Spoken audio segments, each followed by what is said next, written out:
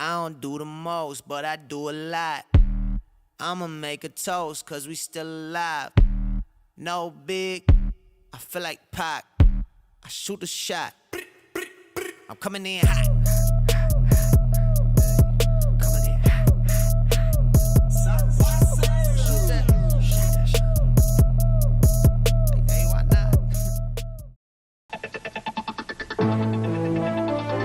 This is a CBS News special report. Hey guys, I'm here with a special report for you guys. It's gotten really crazy out there right now. I'm not sure if you've been to the stores lately, but there is zero toilet paper on the shelves. So I'm here with a little quick clip to show you what we can do. All right, first of all, we've got a few things around the house that you guys probably have that we can get started with. First off, Kleenex. Used to use it to just blow your nose, wipe them tears when that boy left you, you know. Good old little wipey, done deal. Second, paper towel. Mom and dad's probably got these big old rolls right on the counter for you. Just sneak it off into the toilet. But wait, there's something better. Take one sheet. You got two. All right. Now number three. All right. This one might be a little rough. Paper. You know, like printer paper, what you got homework on, what you used to get homework on since you're quarantined at home. Little rough, but if you need it, it's there, all right? Bang. Number four. Whoop, three, no, four. A tie. This one might be a better option. Guys, you might not have many of these yet because you're not that spiffy, okay? Go to your dad's closet, pull a couple of these bad boys out. You know, it's laundry day. Make sure you sneak that in there, all right? Another piece of paper. Number five. This one, little controversial, okay? Your kids, your brothers, your sisters, your nieces, your nephews, they're not gonna be happy about this. Stuffed animals. Cute, cuddly. Look at this guy. But what can you do with that bad boy? Nice and plush. Woo! That's better than that Charmin Ultra. All right. God's gift. Leaves.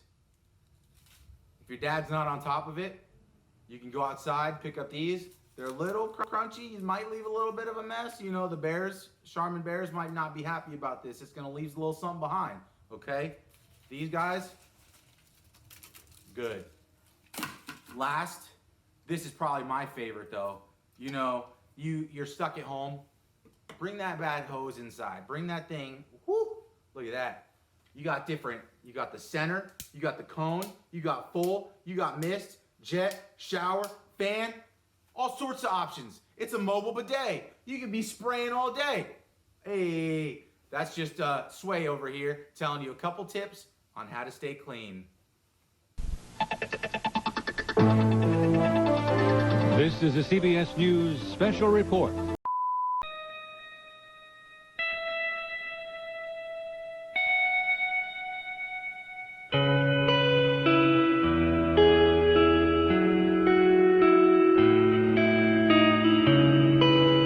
There is nothing else. That's it.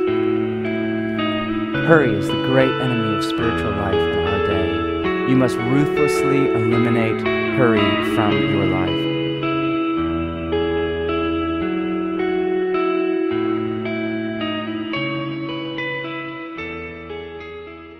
So tonight we're going to finish our series, The Ruthless Elimination of Hurry, by simply talking about simplicity. That's our final practice. We've been going through this for 7 weeks, and we're finally wrapping it up tonight. So what we're going to talk about is really how to simplify our lives so we stop picking up so much, so we stop hoarding so much. I want to back up to a story when I was in college. My sophomore year, I took a class called Design History, something like that. But one of the things we covered really sparked an interest, and I've always remembered it because I'm already fascinated with World War II, right? It was like 60 years ago, and it seems like forever ago. As we're going through this pandemic and this world crisis, it's not a world war, thank God, but it's the same similar kind of world crisis. And we look back at that, and it's fascinating. And the thing that came out of the design history course was the way propaganda, the way graphic design actually affected so many people. Hitler and the Nazi regime leveraged propaganda by really focusing not on reason, because as we all know, what the Nazi Party was trying to do was not reasonable. But what they tried to look at was, what do I want and what do I fear? It was human unconscious drives. What drives people unconsciously without them really even realizing it, right? Without them kind of reasoning with what's going on. How can we play to those unconscious drives? And ironically, Hitler really picked up a lot of this from Freud, which is a psychologist, famous psychologist. And Freud was a Jew, there are a lot of things ironically terrible about World War II and the Nazi Party, and there's another one to the list. But Hitler did this so well, and we'll throw up a couple of the posters that the Nazi Party used to demonize the Jewish people, to really create this image of Hitler and the Nazi Party as heroic, of loving children, of raising them up, of a nation that was going to be successful and flourishing. And then even just in African American music, in some ways, you can see this one on the left, where you're right, where they draw these pictures, this propaganda to just scrutinize, to just manipulate the minds of the public to believe that people are less than human, right? African American music's what they're depicting there, and that African Americans, that really if you weren't Aryan, if you weren't a full-blood German, then you were less than human. And they use so much of this by just focusing on the unconscious drives of people. And we see how Nazi Party took over and spread throughout Europe so rapidly. And we don't think about this being one of the central impacts, but it was. Now, what I want to talk about, all this history lesson, for one thing, to set this up about simplicity, because the reason simplicity is so difficult today, specifically for us in America, is we have so much. But what I want to take here, what I want to share here at the end of this history lesson, is the name Edward Bernays. Edward Bernays. Now, he was actually the nephew of Freud, and he looked at what Hitler was doing, and he said, okay, if Hitler is manipulating people in a way with I want and I fear, and really playing to those unconscious fears, how can I take this in non-war times, in peace times in America, and begin to manipulate people to make money? And he took these same practices, I want and I fear, and became really what he's known now as the father of American advertising. And in a book he wrote, he said, no one will know me because it's the people who make these plans, make these strategies that no one knows about. And if you look up Edward Bernays, you can learn plenty about him. But what I will share all this to share for is that the product of what Edward Bernays created in America, a manipulation machine known as advertising, which is just propaganda. It's really what it is, trying to manipulate an idea, to place an idea in your mind, to play to those unconscious drives that we all have as humans because we desire something greater. That's why Jesus talks about an abundant life. We were created for something more. That's why we long for heaven. All of us, whether we're Christians or not, we long for something more. And Edward Bernays, Hitler, Freud, they all knew it. Maybe not in that way of a heavenly Christian worldview, but they knew that each person longed for more, and they feared that they wouldn't get it. And the product of that is wants become needs. I wonder if any of your needs you have today are truly wants. It's interesting this time we're in right now because I think a lot of our needs are becoming more emphasized, and our wants, that our needs, are also becoming more emphasized. We're beginning to realize that we have so much more than we need. Take the stockpiling of toilet paper, for example. We make fun of it, right, in our video before, but the reality is people are stockpiling something because it's a sense of control. It seems silly, but it's a sense of control, and they're taking things they don't need. And this, I'm sure, isn't just limited to toilet paper. but they continue to take more and more because the more we have, the more control we have. Or so we think, so we're led to believe. And our wants become needs. So that's my first question to you. If you weren't with us week 1, let me back up and say we're going to take moments to pause and discuss. So if you're watching this with a friend, with your family, stay-at-home order, you're probably with your family, hopefully. Even if you're by yourself, take a moment to just stop and think through this, to discuss it, and then press play and we'll keep going.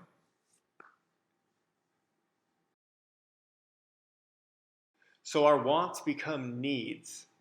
And now this is the world we live in some 40, 50, 60 years later. And I think this whole concept of what is enough, of the abundant life for Americans, is an abundance of things, of possessions, of materials. And it's this thing we now know as materialism, which is so against the teachings of Jesus, which is so against what heaven will look like.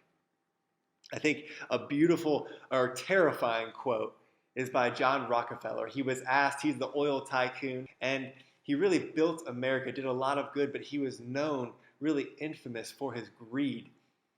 And when he was asked how much money is enough, he answered, just a little bit more. Just a little bit more.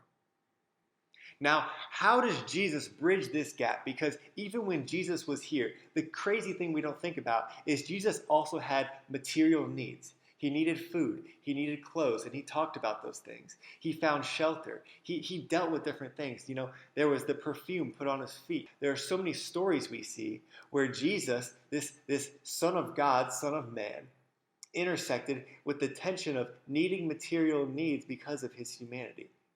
So how did he deal with this tension? Well, let's look first, before we look at, a lot of times we look at what Jesus commands, but what did Jesus state? Because I want to point out here, Jesus just states some facts that are so important here. Acts 20:35, this is Paul looking back, and he says, remember the words of the Lord Jesus, how he himself said, it is more blessed to give than to receive. Again, not a command.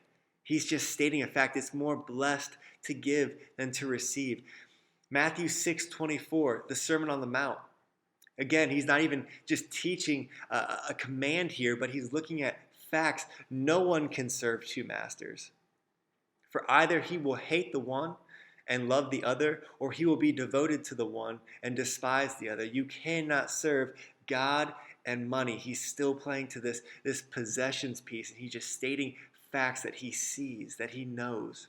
In Luke 12, verse 15, one's life does not consist in the abundance of his possessions. Now, one thing we have to look at here is that Jesus' teachings, they're not like speed limit signs. And maybe students, if you're listening to this, you might not drive yet if you're younger, but maybe you can get on your parents here for a second, because when you see a speed limit sign and it's 25 and you're going 30, you're not obeying what the sign's saying. It's it's not an arbitrary law, but we treat it as such. How many times do we treat Jesus' teaching as an arbitrary law, as an arbitrary law of life, of a way of living?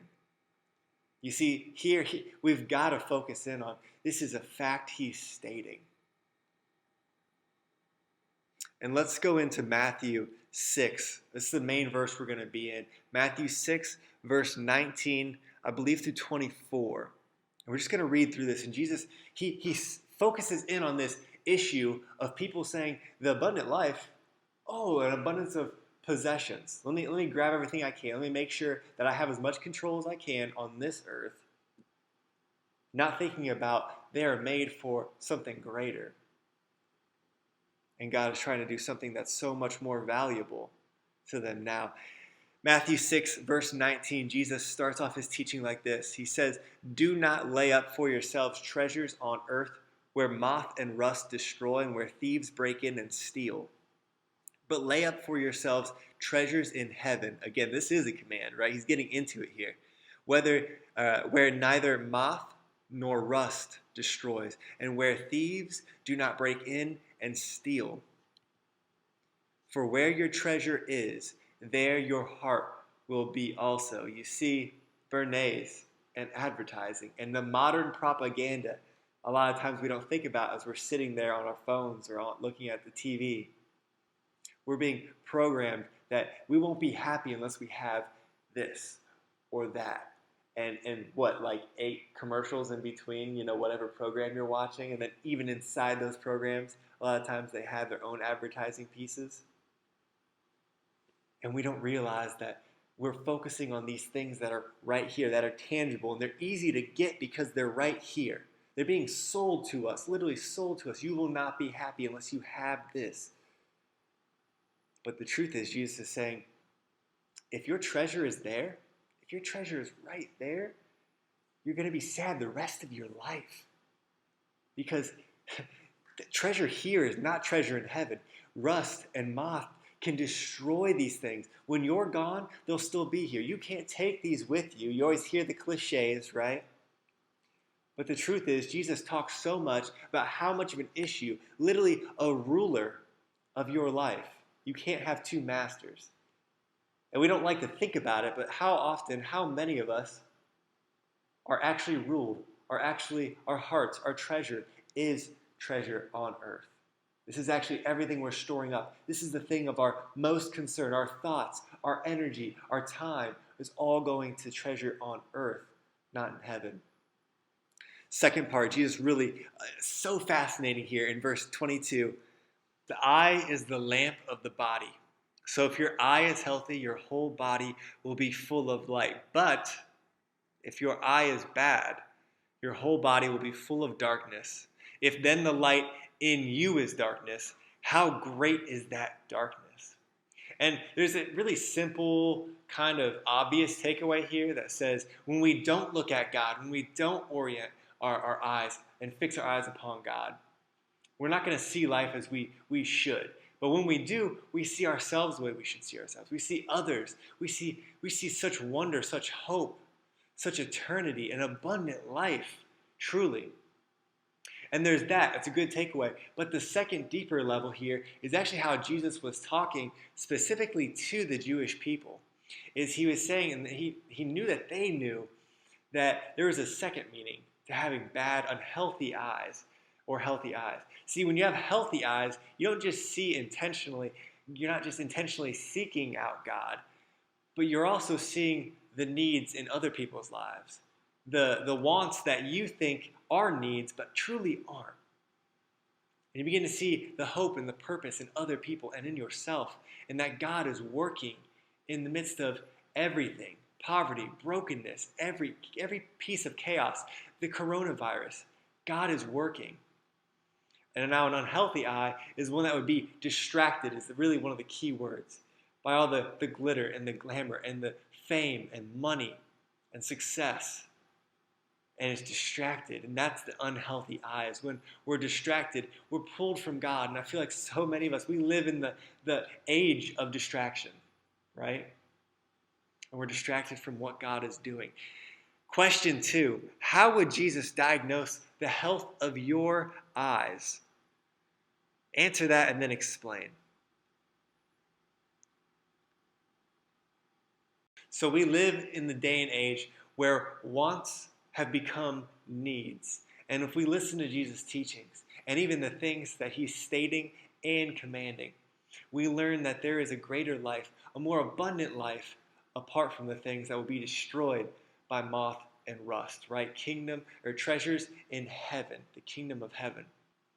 But what then, how, as modern Americans in 2020 right now, do we break free of this materialism that surrounds us, that is the life that we live? What does it look like to live into an abundant life that Jesus speaks of? One word, simplicity. Now, simplicity goes by really 3 different terms. There might even be more, but I'm going to at least open it up to these because I'm going to use them synonymously. Is the simple living, which is like the same thing as simplicity. Frugality, which is really this practice of going without what they want and just focusing on the needs. This is what the monks really practiced, is frugality. has kind of a negative connotation on it, just the word in general, but it's the same idea, same concept. And then minimalism. Now minimalism, I'm not talking about like a design style or architecture or like everything. It's just like your living room is just one table with like people sitting on the floor. Like not that kind of minimalism, but a minimalism where you truly are looking at the simple life of needs versus wants. It's always great. You need chairs in your living room. Please, if I ever come over, please have chairs. But it's looking at this life, and it all means the same thing. Now, what isn't minimalism? What isn't simplicity? It isn't living with nothing. Actually, we're going to talk about Jesus here in just a second, about how he didn't live with nothing. He still needed things. He still had needs, but minimalism, simplicity, is about living a life more focused on a gratitude, a love, a hope, a thankfulness in what God has provided and is going to provide. It's realizing that we can live with less, not nothing, but less. Joshua Becker, he's a former pastor. He writes actually full-time now about this minimal life. He says, it's the intentional promotion of the things we most value and the removal of everything that distracts us from them. Wow. What are you promoting intentionally? What are you promoting in your life above your friends, above your family, above the things that God has given you? And no one else could. It's not a new pair of sneakers. It's not a car. It's not a house. All those things are wonderful. But what is being promoted to the top? And what are you unwilling to remove from your life? C.S. Lewis, he really captures just the power of a life and a hope focused on the kingdom of heaven, of eternity, and how our relationships, how each human being is so vitally important, even the people we would never think to put those words with.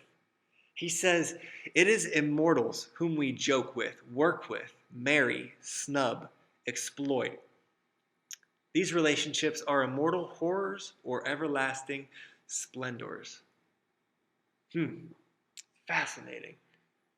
Our relationships with God, with ourselves, with the people we love, our friends and family, our coworkers. These are the things that God has put supreme value on. That these immortals, these people that were literally destined, we were created for an eternal life, not just this life, are so often demoted because we want this and that, and that's gonna make us happy? No, that's just propaganda. It's not gonna make us happy. And we might think this is a thing for rich people. It is. But did you know if you make more than $25,000 a year, that you're in the top 10% of the world in riches? If you make above 34 grand, you're in the number 1% of the world. It gets a little skewed when we're Americans, but we're much, much more even just materially rich than we could imagine. But Jesus spoke to the rich and the poor. He actually mostly spoke to the poor. So what's so important about this minimalist, this simple practice that Jesus is getting at? I want to read this from the book, The Ruthless Elimination of Hurry. It says, think about Jesus. Simplicity is a practice that's entirely based on his life. Myth-busting time. Jesus wasn't nearly as poor as many people claim. Before he became a rabbi, he was a tradesman, likely making a living wage. Once he started teaching full-time, he was supported by a group of wealthy donors, mostly upper-class women, who paid for his food and travel expenses. He even needed one of his disciples to manage the budget. Of course, that didn't turn out too well, but he was friends with both the rich and the poor. But there are lots of stories about him eating and drinking at the home of one of his rich friends, so much so that the gospel writers admit he was accused of being a glutton and a drunkard. Check this out. Even at the cross, the Roman soldiers cast lots for his garments, meaning they were worth something. You see, in Jesus' life, we see that he lived in a tension between the world and the things in it are good. But We were created for something greater. And how really simplicity is a step toward that, a really practical step toward living in the tension between being in a world of material things and being destined for a spiritual eternity, an eternity in heaven. And Jesus teaches us so much of what this abundant life looks like, not an abundance of riches, but actually how a heavenly life begins now. And it's just like this. Here's simplicity really highlights the tension between these two worlds we live between. Living in this world, but not being of it, not being destined for it. Simplicity is really a two-parter, and I want to impart the first one as a question. Ask yourself when you're purchasing something, what is the cost? What is the actual time and money and energy? What am I giving up so that I can have this? Because a lot of times we think dollar signs and numbers, but there's so much more. Time with family, doing this and that. When we say yes to something, we're saying no to so many more. And when we're buying things, where was it made? Are there people that are actually hurting? That are like slavery is actually being funded by my purchasing of X, Y, or Z? Are we informed about this? I used to buy fake shoes because I didn't want to pay full price anymore. But I didn't want to buy the real thing.